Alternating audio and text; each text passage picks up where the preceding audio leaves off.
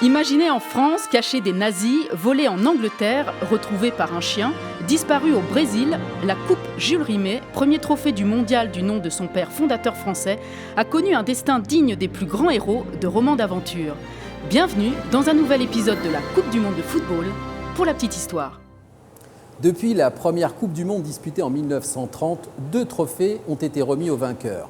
Le trophée Jules Rimet, passé de main en main de 1930 à 1970, et la Coupe du monde de la FIFA qui existe depuis 1974. Mais revenons aux origines. En 1928, la FIFA, Fédération internationale de football, décide de récompenser le vainqueur de la première Coupe du monde en Uruguay par un trophée.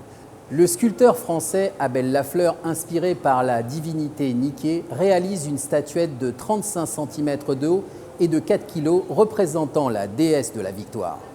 L'histoire de cette statuette est digne des grands films d'aventure.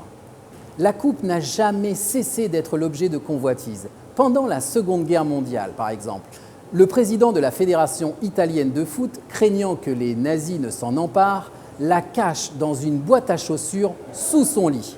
Rebaptisée Coupe Jules Rimet en 1946, en hommage au Français père fondateur du mondial, elle est volée le 20 mars 1966 à Londres. Alors que Scotland Yard est à sa recherche, elle est retrouvée 7 jours plus tard dans un parc par un fin limier, le célèbre Pickless, un chien qui sera une vedette jusqu'à sa mort en 1973. Après tant de péripéties, la Coupe du monde est promise à une retraite heureuse et paisible au Brésil. Oui, en vertu de son 3e sacre remporté au Mexique contre l'Italie 4-1 en 1970, la Seleção peut le conserver définitivement. Mais en 1983, elle est une nouvelle fois dérobée.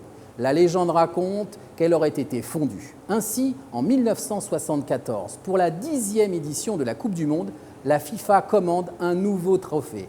Le FIFA World Cup est présenté pour la première fois par Franz Beckenbauer, capitaine vainqueur avec l'Allemagne de l'Ouest de la Coupe.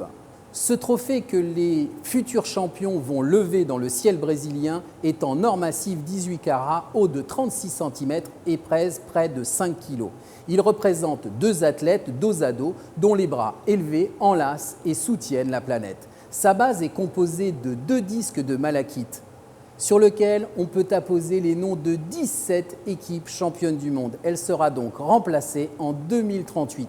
Le vainqueur de cette 20e Coupe du monde, comme chaque champion depuis 1974, en conservera une copie en plaqué or.